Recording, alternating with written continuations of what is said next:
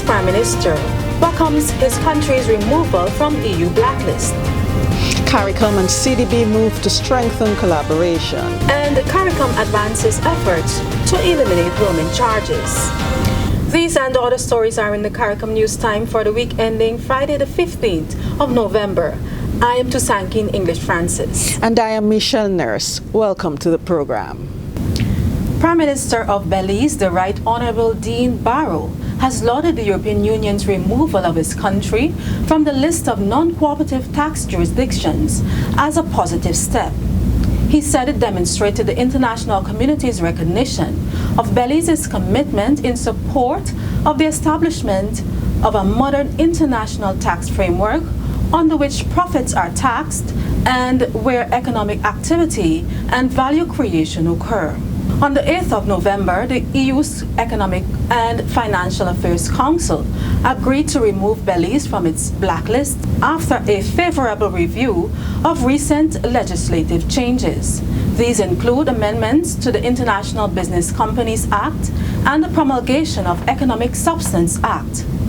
A release from the government of Belize press office stated that the country's Ministry of Finance has been working closely with the European Union to meet its requirements regarding economic substance. CARICOM Secretary General Ambassador Erwin LaRocque and the President of the Caribbean Development Bank, Dr. Warren Smith, have signed a memorandum of understanding symbolizing closer collaboration between the two organizations. The MOU covers areas including the CARICOM Single Market and Economy, that's the CSME, disaster risk reduction, economic integration, regional transport, and energy. Secretary General LaRocque said that it represented the latest example of the excellent relationship between the CDB and the Secretariat that has been a feature of Dr. Smith's tenure. He said the areas in the MOU are critical to the development of the community. In his remarks, Dr. Smith said that CARICOM and CDB have a long-standing relationship. He noted that they share common goals to build economic opportunity and prosperity for the people of the region through deeper regional cooperation. CARICOM Secretary General Ambassador Erwin LaRocque has extended congratulations to the Prime Minister of Canada, the Right Honorable Justin Trudeau, on his re-election to office on the 21st of October. In a congratulatory message on behalf of the community, Secretary General LaRocque told Mr. Trudeau that CARICOM looks forward to the continued goodwill, friendship, and cooperation that characterize the special relationship with Canada. He told the Canadian Prime Minister that the community deeply values the solidarity Canada has demonstrated following natural disasters in the region. CARICOM will engage the main telecommunications providers with a view to eliminating roaming charges within the region. The decision was taken at the special meeting of the Council for Trade and Economic Development, COTED, on Information and Communication Technology, which was convened on Friday the 8th of November. The meeting was held via video conference anchored in St. George's, Grenada. Prime Minister of Grenada and lead head of government with responsibility for ICT in the CARICOM Quasi-Cabinet, Dr. the Right Honorable Keith Mitchell, chaired the meeting. CARICOM Secretary General Ambassador Erwin LaRocque, Assistant Secretary General Mr. Joseph Cox, Deputy Program Manager ICT4D at the CARICOM Secretariat, Ms. Jennifer Britton, government ministers and other delegates participated in the meeting. Prime Minister Mitchell says that the matter of roaming is vital to the region and progress in this regard will have tangible benefits for the people of the region. Caribbean community health ministers are heightening their surveillance of substandard and falsified medical products in the region. Program Manager for Health Sector Development at the CARICOM Secretariat, Dr. Rudolph Cummins, says. I saw that there's a report out on 2 medicines, okay? Both of them made by reputable companies, generic companies, But when one looked at the batches and the batch numbers, the company has said they have no batch like that. Somebody has tried to duplicate the company's product. And one of the medicines is an antibiotic used very frequently to treat children who have bacterial infections that make them very ill. So people who have tonsillitis, who have resistant skin infection. It's a very, very powerful antibiotic. The World Health Organization has acknowledged that the circulation of counterfeit pharmaceuticals is a problem that appears to be growing internationally as global supply chains become more complex and e-commerce increases.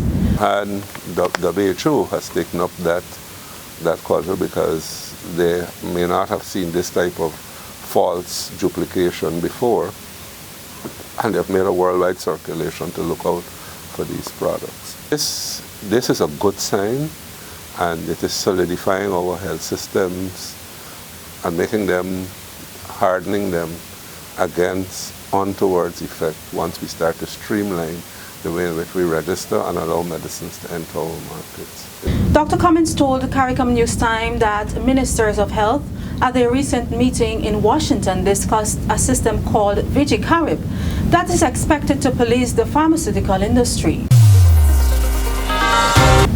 The institution set up by CARICOM heads of government to help the region better adapt to the impacts of climate change has been recording success. The Caribbean Community Climate Change Center, also called 5Cs, says since it became operational in 2005, it has ensured that CARICOM member states are properly briefed with both scientific and general information when they go into international negotiations. Outgoing Executive Director Dr. Kenrick Leslie says the center has also been helping to meet the critical need for financing climate-related projects.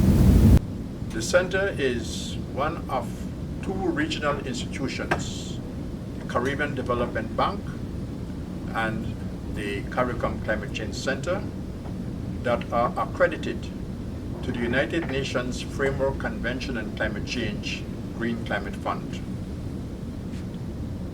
We as a center can access funds for projects ranging from a minimum of 10 million US dollars up to $50 million. And over the last 3 years, we have been able to put together a major project that is in Barbados in terms of their water situation. That project was approved by the Green Climate Fund for 45 million United States dollars.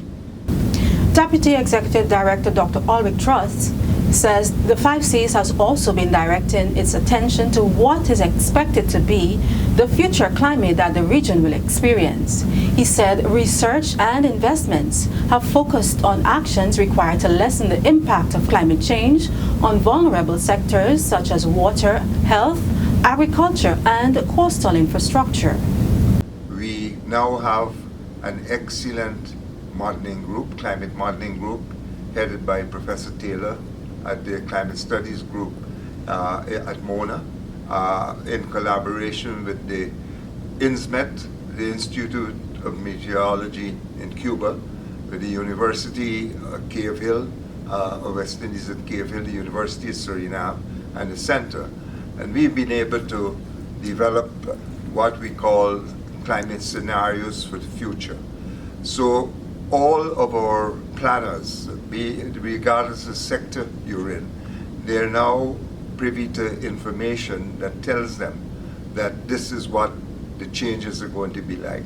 This is what your rainfall is going to be like.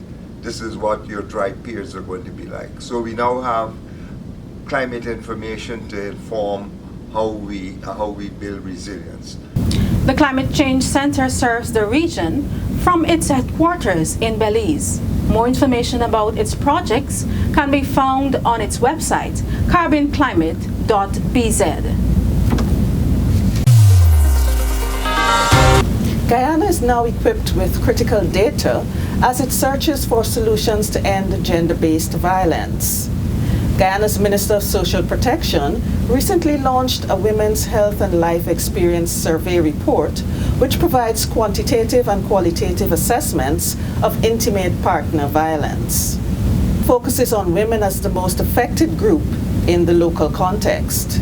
Speaking at the launching ceremony on the 13th of November, Guyana's Minister of Social Protection, the Honorable Amna Ali, said that the report, the first of its kind in Guyana, details nationwide information about the health outcomes of domestic violence and the factors that may protect or put women at risk. Minister Ali said that the report underscores a clear need to intensify efforts to address gender-based violence and to provide necessary services for victims. The University of Guyana's Council has appointed Professor Edward Green as the new Chancellor of the university. A national of Guyana, Professor Green boasts an illustrious career of regional and international service, including Assistant Secretary General for the Directorate of Human and Social Development at the CARICOM Secretariat from 2000 to 2010. He was also the UN Secretary General's Special Envoy for HIV in the Caribbean from 2012 to 2017. The University of Guyana's Chancellor, Green, was installed during the university's convocation exercise on the 16th of November. The Pan-Caribbean Partnership Against HIV and AIDS, PANCAP, hailed his appointment. He played a pivotal role in the 2001 establishment of PANCAP, which continues to provide the regional response to HIV and AIDS. CARICOM joins the people of the British Virgin Islands and Suriname in mourning the passing of two prolific statesmen. The CARICOM Secretary General says the community is deeply saddened to learn of the passing of the former Premier of the British Virgin Islands, the Honorable Ralph Telford O'Neill. His was a voice that was heard in support of regional integration, both at the Organization of Eastern Caribbean States and CARICOM. Secretary General Erwin LaRocque recalled in a message of condolence to the Premier of the BVI, the Honorable Andrew Fahey. Premier O'Neill, the longest-serving elected representative in BVI's history, died on Monday the 11th of November at the age of 85. The Secretary General also sent a message of condolence to the President of Suriname, His Excellency Desi Bouterse, on the passing of former Minister of Government, Mr. Winston Larkin. At the height of his career, Mr. Larkin was Suriname's Minister of Foreign Affairs and Ambassador on the Environment. Minister Larkin's energy and vibrant personality were continuously evident in the councils of the community during his tenure, the Secretary General said. He added that the former minister's commitment to CARICOM and his determination to ensure Suriname's prominent role in advancing the goals of the integration process were a feature of his contributions to the discussions. Mr. Larkin, who was 64, died in Suriname on Monday, the 11th of November. For more stories, you can visit the CARICOM news site at today.caricom.org or the CARICOM website at caricom.org. Like our Facebook page, follow us on Twitter, and be sure to subscribe to our YouTube channel. See you next time.